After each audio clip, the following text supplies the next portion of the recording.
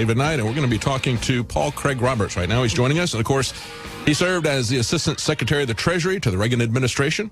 He earned fame as the co-founder of Reaganomics. He's a former editor and columnist for the Wall Street Journal and Business Week. He's written or co-written 8 books, and you can find his website at paulcraigroberts.org. And I want to talk to Dr. Roberts about these shootings and how we see them being used. Not only the shooting in Orlando, which is now being used again for gun control, and we have people on both the left and the right at the top who are joining into this and saying, yeah, we've got these unconstitutional watch lists. Let's use them to apply pre-conviction penalties to people.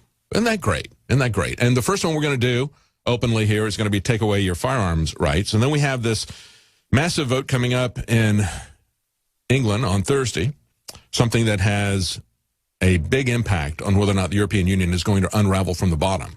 There were leaders from all of Europe's, as they like to put it in Reuters, because, you know, if you want to support sovereignty and self-government, that makes you a far-right extremist, okay? They're always identified as far-right extremists.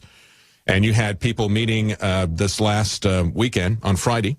You had leaders of Europe's parties, as they call it, their far-right parties, talking about the European Union, urging Britons to free themselves from what they called heartless EU technocrats. And remember, it was Zbigniew Brzezinski that talked about how the world would be ruled by technocrats, and also came up with the 3 blocks that they would then consolidate into a global governance. They would have a European bloc, a North American bloc, an Asian bloc, and then they would pull them all together into a world government, created the Council on Foreign Relations, I'm sorry, not the Council on Foreign Relations, a Trilateral Commission, echoing those 3 areas, and now that's what we see with these trade agreements. Here's a quote from Le Pen from France. She says, "The fear-mongering of people like Juncker and Schulz cannot sway us." She said this to a crowd of about 2,000. "They're worried that Britain might win back its freedom. We want Britons to set themselves free, and so do we." Joining us now is Dr. Paul Craig Roberts. Welcome. Thank you. What do you make of this situation in the UK, first of all? Let's talk about that before we do Orlando. Do you think that Brexit is now going to fail? Well, it's hard to know what will happen because Obama went and told the British Prime Minister that they would not be allowed to leave. So he's been conducting, that is Cameron, this fear campaign, Little England, how can we make it on our own? And then there was this a murder, which could have been arranged or could have been inadvertent, and that is being used, which is the important part, I suppose, the part we know for sure. It's being used against the supporters of Brexit. Yes. And the importance of someone leaving the EU, England or anybody, is that the EU is the way Washington controls Europe. It's much easier to control an unaccountable EU Commission than a whole bunch of separate governments. And as the professor, I think it was from Georgetown University in 2000, discovered in the National Archive, released CIA documents proving that the EU was a CIA creation. This was reported in the year 2000 in England by Ambrose Evans Pritchard in the London Telegraph. And so the whole political reorganization, reinvention of Europe is an American operation. And it's very much in Washington's interest, both as a control mechanism, but also as the political unity of NATO, because without NATO, Washington doesn't have the foreign bases to exercise hegemony, yes, particularly the hegemony over Russia that they're willing to risk World War III over. Yes. So for a country to leave would begin, I think, the unraveling, not only of the EU, but of NATO. And if we got NATO unraveled, the chances of the idiots in Washington precipitating a war with Russia or Russia and China would be greatly reduced. People don't appreciate it, but right now the tensions between Russia and the United States due to Washington are far higher than they ever were during the Cold War. During my entire lifetime, the Cold War, every American president worked to reduce tension with the Soviets. You know, you had Kennedy working with Khrushchev to reduce the tensions over the missiles we had in Turkey and the ones the Russians put in Cuba. You had Nixon opening to China, starting the SALT talks, getting the Strategic Arms Limitations Treaty with the Soviets. The anti-ballistic missile treaty. You had Carter with SALT II. You had Reagan negotiating the end of the Cold War with Gorbachev. So all of the presidents until Clinton, but mainly Bush and Obama, worked to diffuse tensions. But now we have these amazing accusations, provocations of the Russians. It's an extraordinary thing to watch. And the risk is very great of a nuclear war. Yeah, exactly. The situation with the declaration that a cyber attack that they tell us happened, and we have no way to know if that happened, that they say came from Russia, we're now being told by NATO that that would be grounds for a war with Russia, World War III. Yeah. So you see, that's why, I mean, the real importance of Brexit is that. It unravels NATO eventually, and therefore it removes the ability of the United States to coerce the Europeans into a conflict with Russia. Yes. And so this is the importance of it. It's not all the stuff they talk about. They never talk about what's important. and so this is the real issue. You know, if somebody can get out and we can start unraveling the CIA creation, then the chances of human life continuing, maybe working things out so that we don't kill each other off, those chances go way up. So that, to me, is what's important about the Brexit.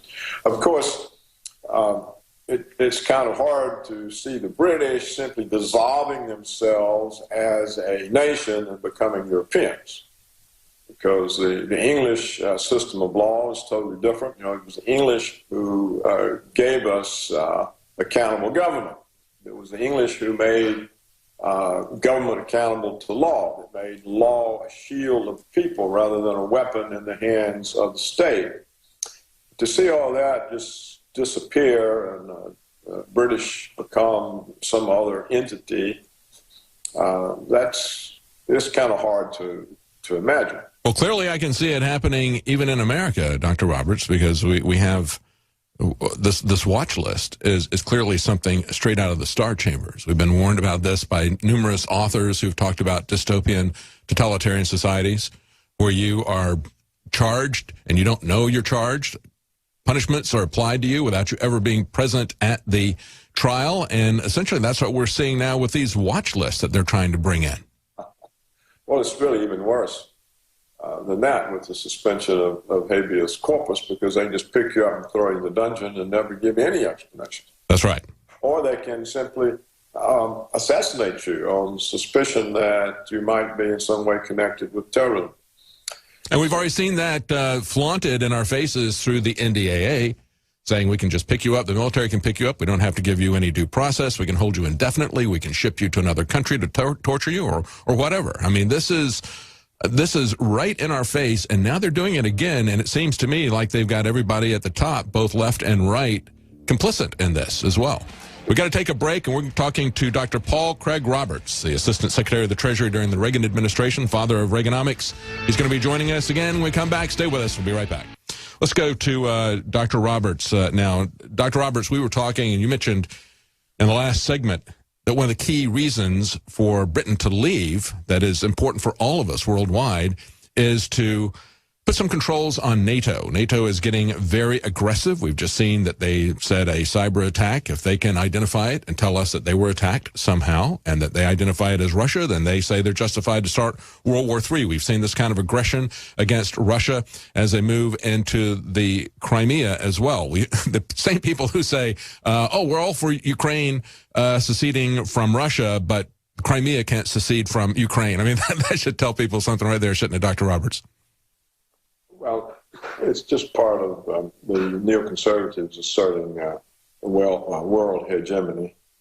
So that's a very serious problem for peace, because the Russians and Chinese are not going to submit to being American vassals like the European countries and Japan and Australia and Canada. So it's a recipe for conflict with two nuclear powers. There's no prospect whatsoever of the United States or NATO or both engaging Russia or China, much less both countries simultaneously, in conventional war. Even the NATO command has said that if a conventional war broke out with Russia would win it in 60 hours, and Europe would simply be overrun, and that NATO is incapable of doing anything about that. So the war would be nuclear, and there's no winners of that war. Life would simply cease. So it's very important in that sense that the political organization and military organization that Washington has set up and for its imperial uses, for expanding its empire, opposing its empire, be broken up. And so that's why it's important for Britain to leave, because I think it would begin an unraveling, particularly now that the EU is used by the richer northern countries, the Dutch, the Germans, to loot the poor southern countries like Portugal and Greece, Spain and Italy. So you probably have... They call them the pigs, don't they? Portugal, Italy, let's see, what was the other? Ireland, Greece, and Spain. They call them pigs. That's their acronym for it. That's a contempt. Well, it's much more than that, because what they do, they go to somewhat corrupt governments and say, hey, borrow all this money, and then you can buy all these things from us, and here's a bag full of money for doing it. And yes. So that's how Greece got indebted. And we've seen that for a very long time from the IMF and the World Bank. Under McNamara, he would go into these third world countries and he would loan them money that they would use not for building infrastructure or anything that would help them to make themselves wealthier, but to create a welfare state. And people accuse them of being rent seekers. And now we see them doing that in Europe. This is a long pattern, something they've been criticized for decades for doing, but nobody ever stopped them from doing it throughout Central and South America, the developing countries, and now they're doing it in Europe to take away their money as well, aren't they?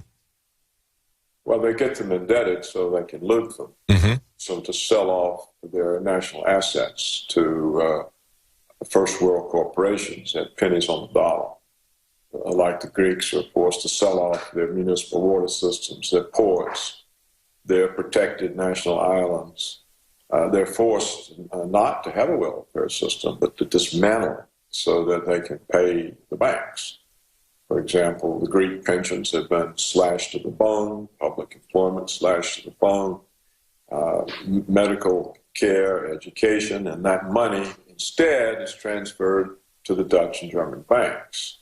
So, the whole process was described some years ago by John Perkins in Confessions of an Economic Hitman.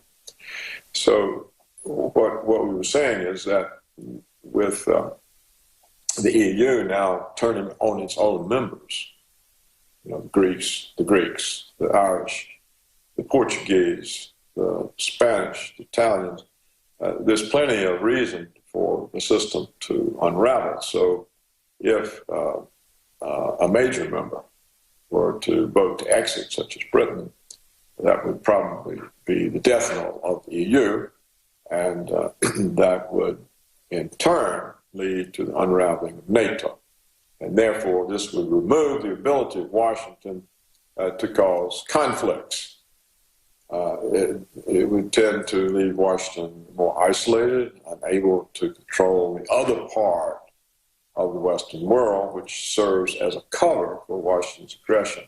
So that is the real most important reason for getting England out. I don't think England would be permitted to leave. I suspect that if the boat was to come out to leave, it would simply not be permitted. In fact, I doubt they would permit a vote to come to that conclusion. That's right. That's right. The vote.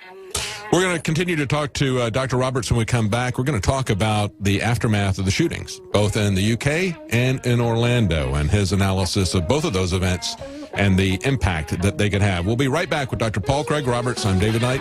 Stay with us.